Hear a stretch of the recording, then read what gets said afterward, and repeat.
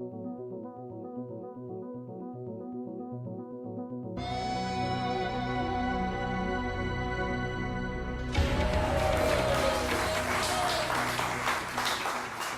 you.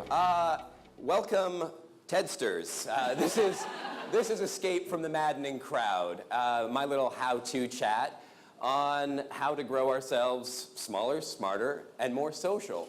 Not just to survive our crazy modern times, but to actually thrive, to do better than we have been doing. So let me unpack this problem just a little bit.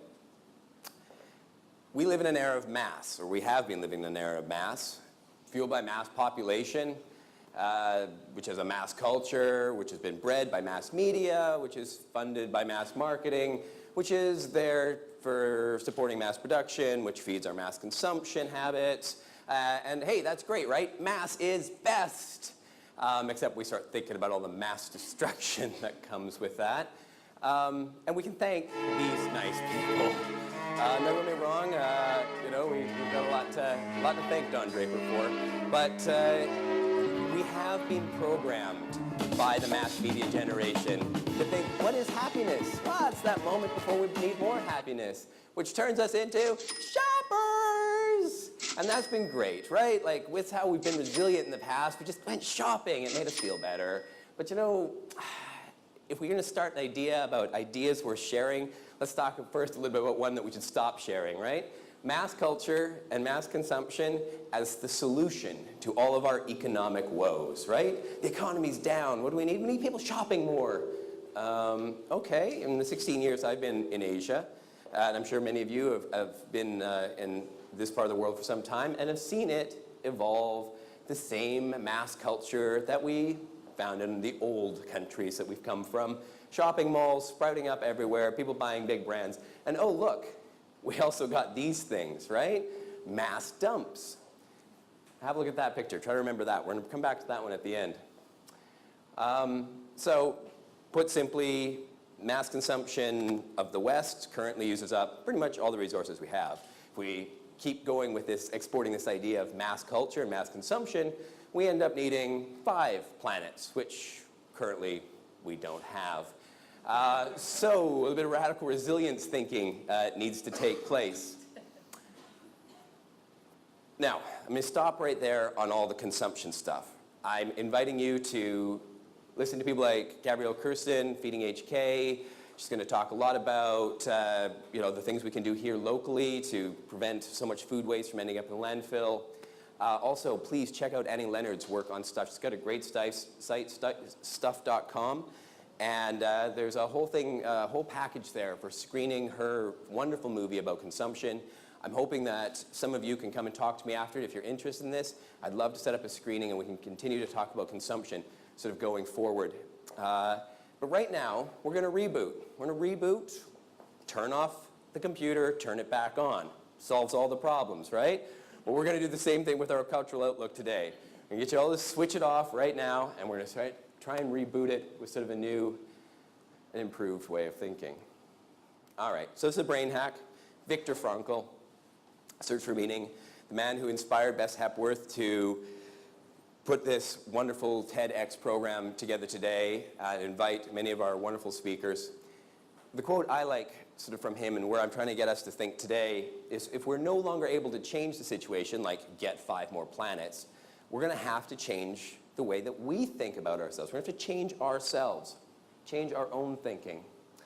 Also, we'll invite you to check out Dr. Patakos, his book titled Prisoner of Our Thoughts. It's exactly what we are right now. We are prisoners of the mass culture thought pattern. And we have to escape from this somehow. Now, I'm guilty of mass thinking. I shop, therefore I am. I was in one of the busiest shopping malls in Hong Kong, a place called Times Square in Causeway Bay, one of the busiest shopping districts of Hong Kong, on one of the busiest days of Causeway Bay, the Rugby Sevens event. And I had to ask myself, what am I doing here? We're born into this way of thinking, this mass culture. I'm looking at these people, they're shopping for fun, leisurely. The crowds of millions of people in a day, we should be doing something else. But more is better, economies of scale, sell millions, get rich, right? That's what we all have been trained to do. And don't get me wrong, I've got one of these things. If it could sell like millions and make me rich, I probably wouldn't give the money back. But let me tell you, like where this journey began. This book was originally going to be called Story, Audience, and Influence. And this is because I come from a mass media background. I'm a print journalist. I worked in magazines where, the more eyeballs we could get, the better. But as I began sort of my journey through social media, I realized we've got to stop thinking about people as an audience.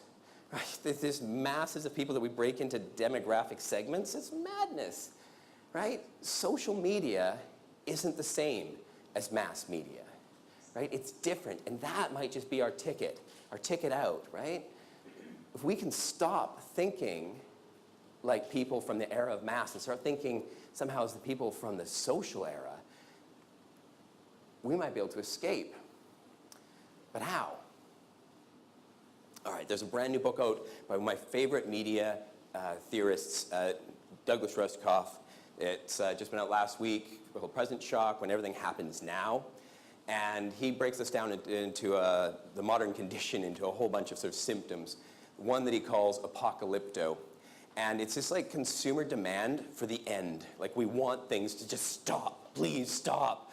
Which means we're like more happy to dream about the zombie apocalypse than we are about how we're going to manage our Twitter account in a year's time.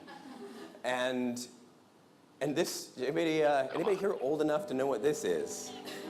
Oh, thank goodness. Yeah, Grizzly Adams. This is my father's favorite show when I was growing up. This idea of escaping from the maddening crowd isn't new. Grizzly Adams was falsely accused of murder around the turn of the previous century and went off into the woods, befriended a bear, and lived happily ever after.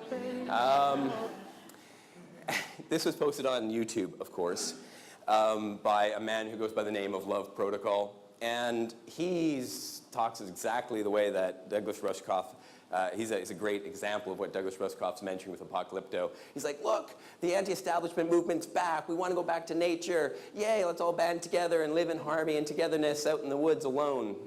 Look, the world does not need 7 billion people running off into the woods and like befriending grizzly bears, okay? We can't do this. We can't just unplug from the mass culture.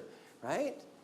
There isn't a quick escape. I still have to go to Times Square if I want to buy new sports kits so I can get fit. I wish I didn't. I wish I could somehow source it locally and have great stuff and it not come from like all the global thing. And I wish I could, but we are kind of stuck with this right now. So we have to find a solution, a way through the problem. We have to figure out how to reconnect to each other differently. And to figure out how to do that, we need to look back. There was a time before the era of mass. Most of us are far too young to remember what that was. We were all born into the age of mass. But people lived for some time before the era of mass. Now, don't get me wrong, I'm not saying we need to go back to, the way things were in the 16th century. Times were tough. But people did have a strong sense of community. We had the ability to source locally. In fact, that's the only way we could source things. We were all makers. And we also lived by this thing called the Dunbar number. Now, you may have heard of this number. It's becoming quite popular in organizational structures and how we organize ourselves.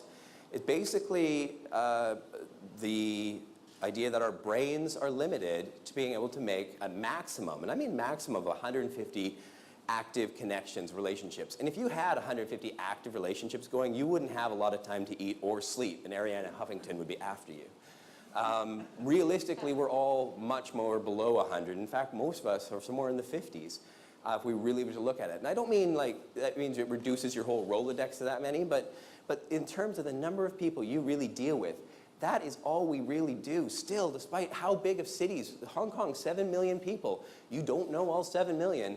And I don't care how many friends you have on Facebook, you don't talk to them all, right? This is Robin Dunbar, the man who gives us his name to the Dunbar number. It's his book, How Many Friends Does One Person Need? I invite you to read that. He's an evolutionary psychologist. Very interesting sort of perspective on the way out of the era of mass. So, quickly, recapping the problem. Mass population, mass culture, mass media, mass marketing, mass consumption. Remember the dumps. We got to get away from this. We need to reconnect in a different age. This is the social age, and this is how we're going to escape and get back to the values that we cherish. Now, what do we value? What do we value in this era, right? Do we value homogenized stuff? No. We like limited edition. We don't want something everybody else has. We want stuff that's bespoke, not off the rack. We want custom. We love handcrafted, small batch, boutique, exclusive, and more than anything, relationships. That one-to-one experience of being able to go into a shop and they know who you are and they treat you with like respect and dignity and friendship. That is the values that we want in life. And those are the values that we can find in the social age. But we've got to go out and find these things, right? We live in a great time. We can build communities anywhere, right? Google+, LinkedIn, Facebook, or if you really want to find real people in the real world, meetup.com. Come to TED events. There are so many ways to find your community today. You don't have to go online or go to the shops and buy mass. We can source local online. You can get almost anything now. You can even make stuff. If you don't have, if you've got the ability to get your hands on a 3D printer, we've got some of the best 3D printer tech companies starting up right here in Hong Kong.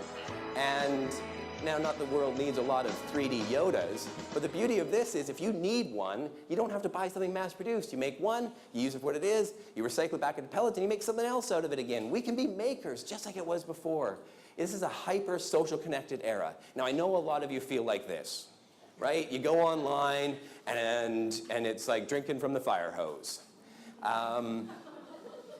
But we can actively choose, right? Like Viktor Frankl said, right? Make the choices. Don't just be programmed by the madmen. Don't just accept this is the way the world is and I'm going to follow along. You can say, no, I'm going to this community and I'm going to pick and choose who I want to have in my community. Welcome to the Google Ice Grumpy Cat community. I'm not in it. I've actually had the rare fortune of meeting Grumpy Cat. It's actually a she and not as grumpy as you might think. So here's my big idea. We're going to put the radical in resilience, okay? And now this is going to be hard for some of you who've been working like forever to build up your Twitter following and get lots of Facebook friends. But I'm challenging you all, after today, to start looking at your lives like a Dunbar portfolio. You have 100 relationships, max, in your life. Treat it like a stock portfolio, right? Consider carefully who's in your portfolio. You want quality over quantity, right? You want to manage the portfolio to improve its performance. If people are underperforming, you're going to have to choose to replace them with somebody who's, I don't know, more local, more healthy, more neighborly, more positive, more whatever it is that you want in your community. Reconnect with just those of your choosing. And when you feel like it's starting to get too big, too many people, you're starting to feel those pressures of that fire hose, that's a great time to sort of look at your portfolio. Who can we clear out? Let's make some more space for ourselves. So this is the solution, right? We choose to filter out the masses. We still have to live around them. We don't have to talk to them all.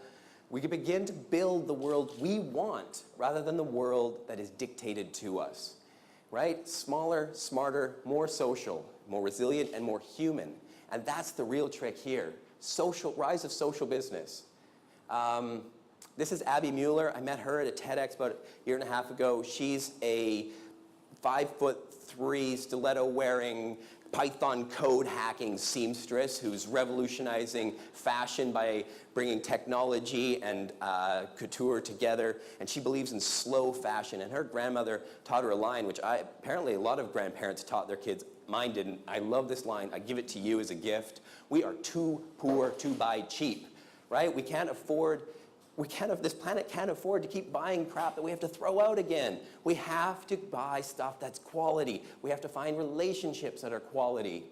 It means we need to find businesses that we do business with who are people-centric, who care about us, right? Who are in it for the long haul. This rehumanization of business is so important, right? Wallet share replacing market share. I don't want to go to a business that just wants to get bigger and bigger. I want a relationship that wants to deepen its relationship with me, that wants to think about the lifetime value of me, not just what this purchase was at the till. I want to make loyalty more about something more than just money, about sticking through with each other through hard times.